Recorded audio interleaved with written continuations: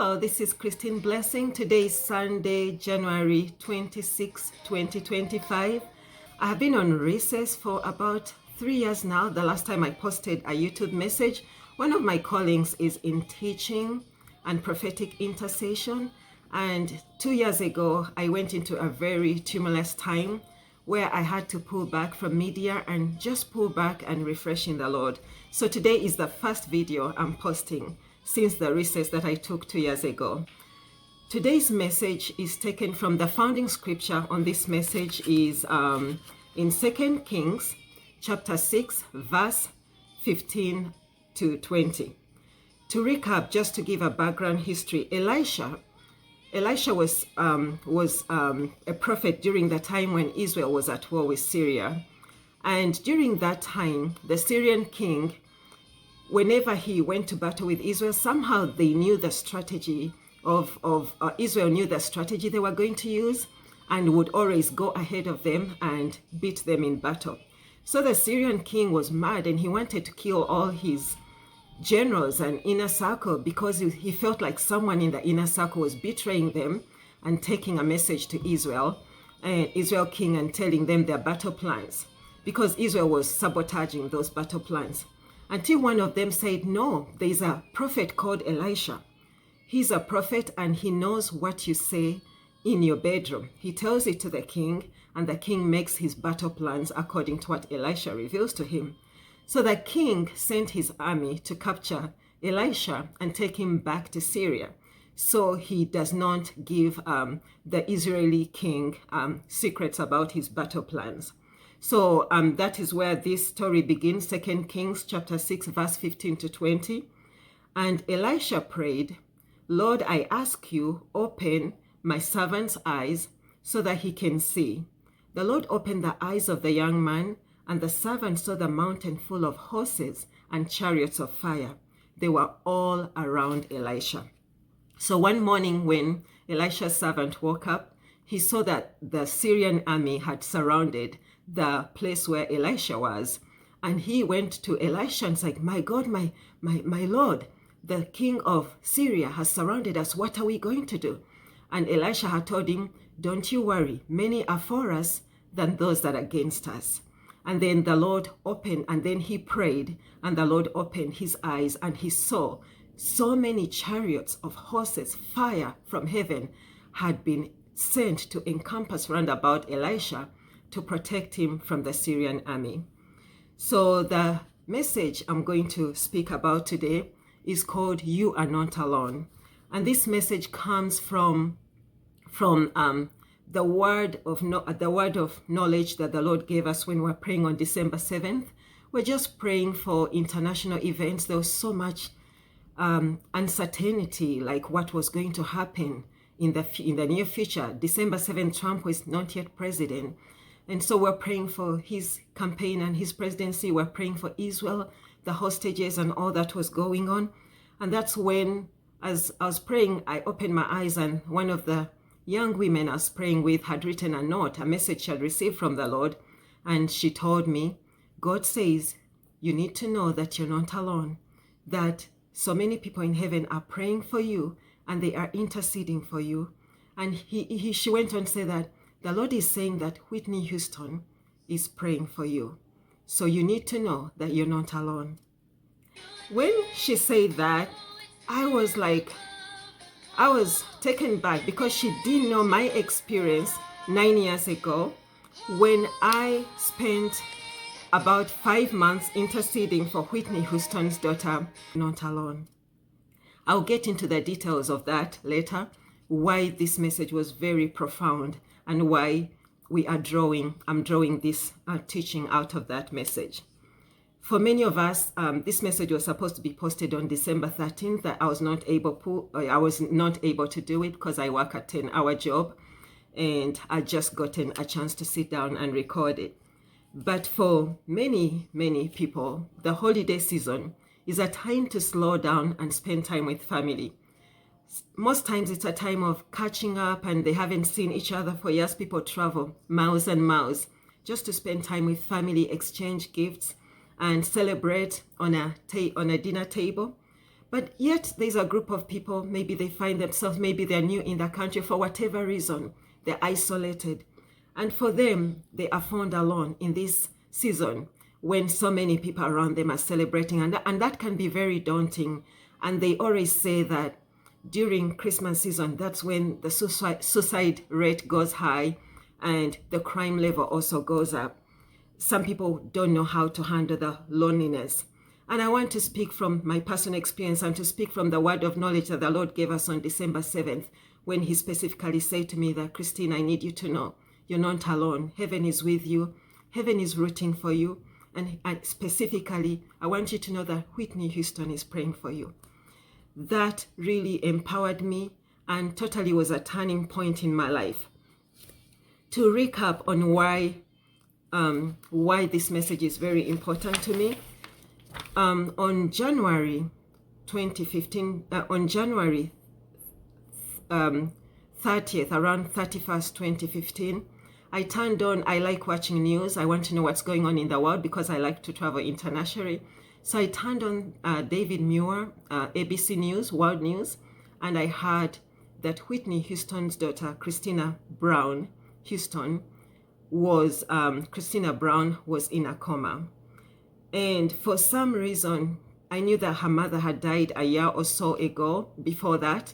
And my heart went out for this young girl because she had been caught up in a relationship and they were doing drugs and it was an abusive relationship. And it turned out that her boyfriend at that time they had fought over something and her boyfriend had given her a drug that knocked her out. And then he put her in a bathtub full of cold water, face down, and she was found unresponsive and she died in that, just like the way her mother had died. Her mother had been found in a tub of cold water face down and she had drowned and died. So this young lady had grown up in we had seen the TV, the Brown TV shows that they used to air, and she had grown up in a very traumatized family from her childhood. Her mom had given into drugs and Whitney Houston, and she had a rough time eventually through the divorce and through the public spectacle of all that came with it. And now she was here, found herself alone with her mom, who was her best friend. She never left her side. And here she was going through the same experience that her mother had gone through at her early 20s. So my heart went out to her. I felt compassion come over me concerning this child, this Whitney Houston's daughter, Christina Brown. And I found myself embarking on a journey that lasted about 6 months to intercede for her, pleading God to give her a chance to live, so that I knew that from Kat's sharing, I knew that Whitney had given her life a week before she died. So I knew that from Kat's sharing, I knew that Kat had said she had seen her in heaven and she had seen Whitney standing before the Lord, and God was giving her a very beautiful robe with new songs that nobody had sung in heaven. And he said he was rewarding her because she had used the gift that he had given her. And the Lord was blessing her. So Kat had confirmed that Whitney made it to heaven. But when I looked at the surroundings of where this girl, the last days of this girl, the boy she was with, and I knew that if she passed away, probably she would be internally separated from her mother. So I took it upon me and I prayed for Christina Brown every day, contending, Lord, spare her life, give her a chance to come back again so she can make things right, so that she doesn't become internally separated from her mom. But after 3 months of praying, after I prayed until around June, and every time I would check on the news, still she was in a coma. Her family had placed her in a coma. They were fighting for her life, but she never came back. So I noticed that I also heard they were saying in the news that Bobby was saying that the Whitney was calling her daughter. She doesn't want her to stay here by herself anymore. So I knew that Whitney had a upper hand. Even if I prayed, she wouldn't come back to life. But I knew that I could pray and God would intervene. So during that time when I had them say that Whitney Houston is summoning her daughter, I asked the Lord, how do I pray for her now? If her mother doesn't want her to leave, I cannot compete with her mother. So I knew that as Whitney, the mother, she had a more authority over her daughter than I did. I was living in Texas at the time, and Christina Bobby Brown was in Georgia. But I knew that I could pray and God would intervene. So during that time when I had them say that Whitney Houston is summoning her daughter, I asked the Lord, how do I pray for her now? If her mother doesn't want her to leave, I cannot compete with her mother. So I felt the Lord shift my prayer for Whitney. And instead, I started for Whitney's daughter, Christina Bobby Brown. And instead of interceding for her to come back to life again, I started petitioning, because I had heard Kat Cow say that if you don't give up interceding for your loved ones, Jesus will meet them in a coma and he will give them a chance to accept him while they're in a coma just before they transition from earth to heaven or hell. And he can give them a chance to decide whether they want him, whether they choose him or not. So I knew that in the state of coma she had been for 5 months, that Jesus could meet her. So I petitioned the Lord to meet her in her coma so she does not get internally separated from her mom. And eventually at the end of June, I felt that the grace to pray for this young lady lifted. And shortly after that, I heard on the news that they had removed the life support and she had passed away. During that time, I had the Lord clearly speak to me. And he said, thank you for praying for Bobby Christina Brown. And he told me her mother, Whitney Houston, has seen you thousands of miles away from Georgia, interceding every day for 5 months for her daughter. And she's been undone. That for a woman who she doesn't know, who has never met her daughter, to intercede for someone she doesn't know for 5 months every day, twice a day, sometimes 3 times a day, Whitney has been undone. And I just want you to know that she has seen you and she's very grateful. And then the Lord told me that what you've done for Christina's daughter has created a memorial for you in heaven. So whenever your daughter is in trouble, I want you to bring this memorial to me and remind me, and I'll intervene in your daughter's situation. To cut a long story short, like hearing God say, Whitney is praying for us, to recap going back to December 7th, 2024, and hear the Lord say, speak to this young lady that I was praying with last month, that Whitney is interceding for you. She didn't know that 9 years ago, I had had a connection with Whitney through prayer, interceding for her daughter. That was so profound, and it also confirmed to me that what I had heard in 2015 was the Lord.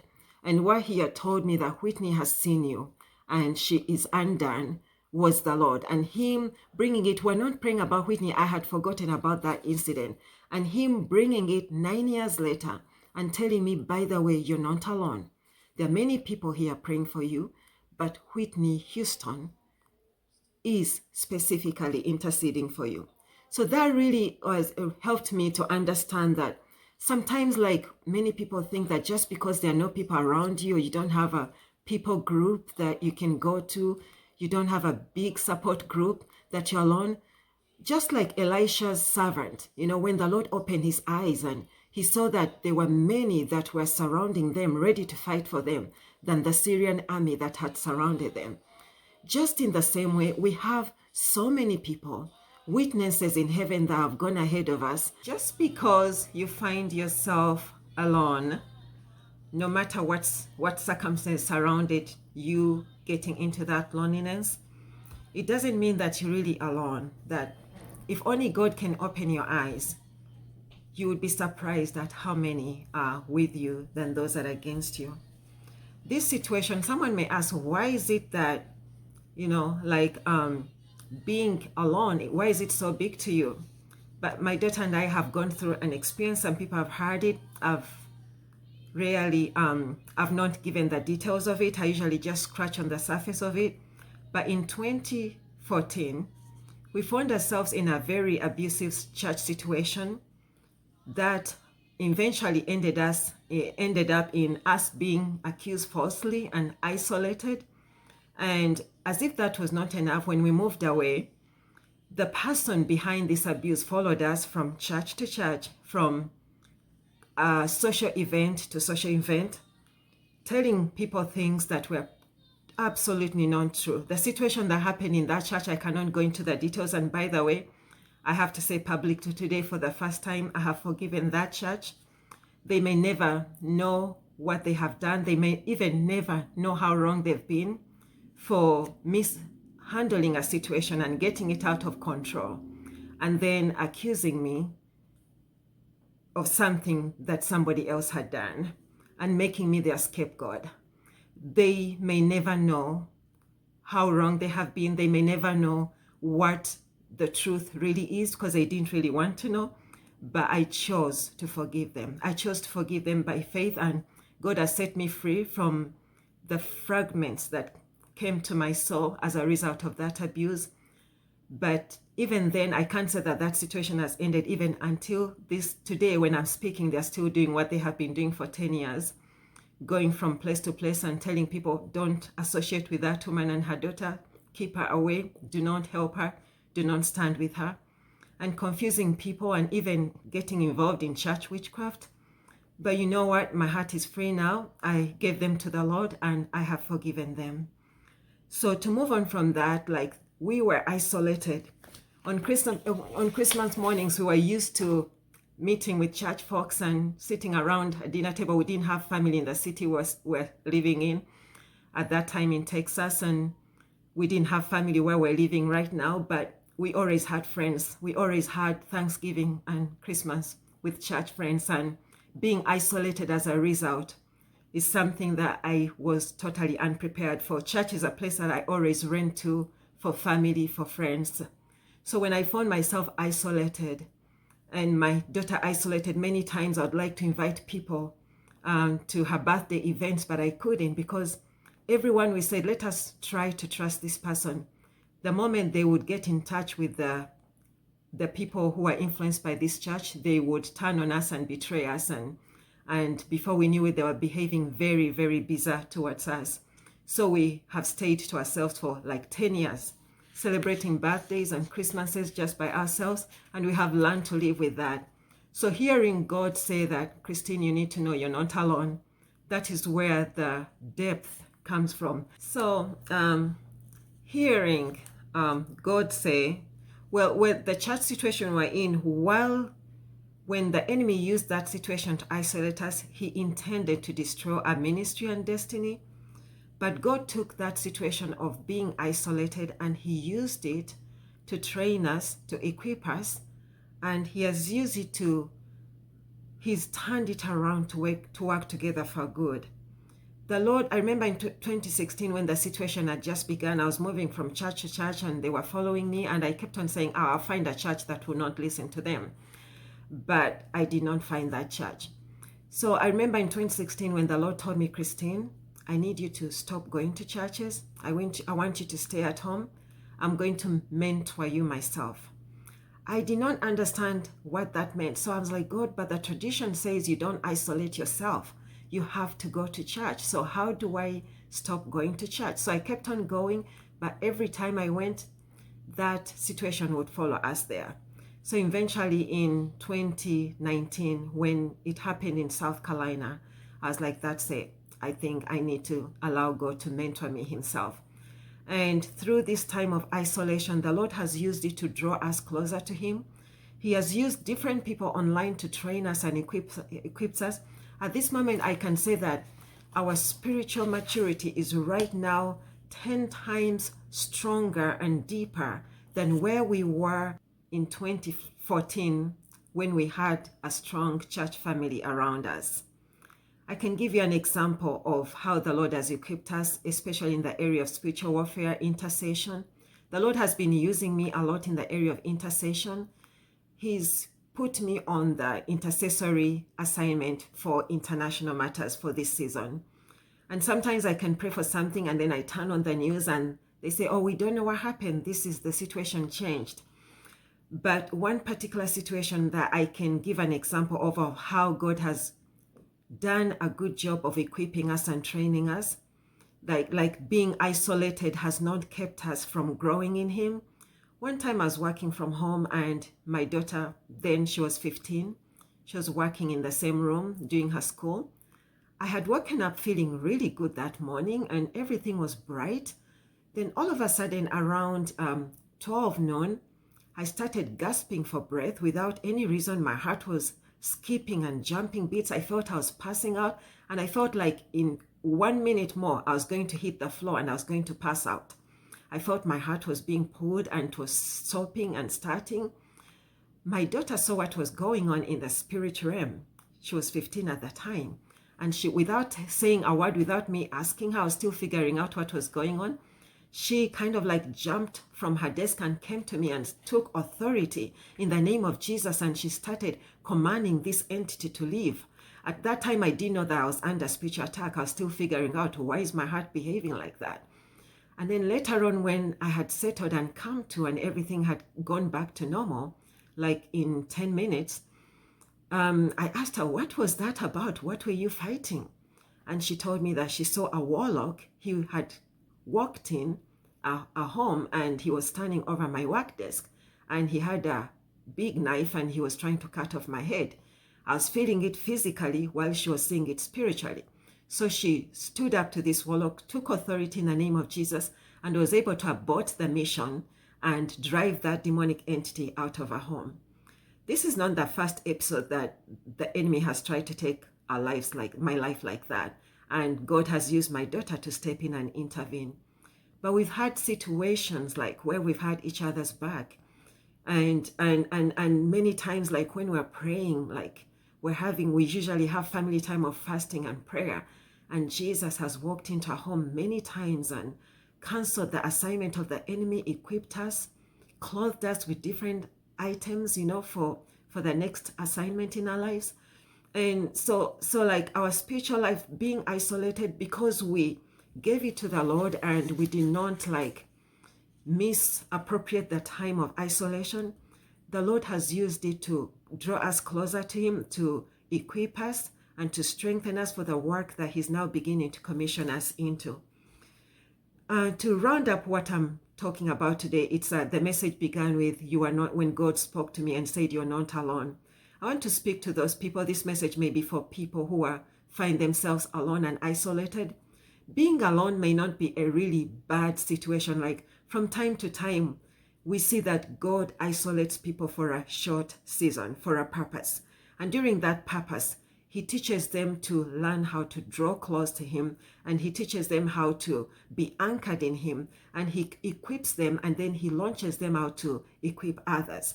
So whenever you find yourself alone, just say, Lord, what are you trying to do in my life? Don't see it as a bad situation. See it as an opportunity for you to get closer to God. Hear the heartbeat of God. What does the Lord want you to do in this season? What is He trying? Whenever He isolated David. David spent, this is my next message, I'm working on it, but I can scratch on it a little bit here. Like David, before he became the King David that we know, he spent a lot of time alone tending his father's sheep. And during that time, he learned to worship the Lord. And during that time, he learned to trust the Lord. And that is when the Lord saw his heart. After training him and equipping him for years and years, He sent him to the battlefield and He equipped him to take out the biggest enemy of Israel, Goliath. So the time of isolation is not a time of throwing pity parties and crying and watching movies from one movie to another. But it is a time of building your relationship with the Lord. It is a time of seeking, of re-examining yourself. Where are you right now? And where does God want you to be? It is a time of building that communication line between you and the Lord so that you can hear His will and purpose for your life.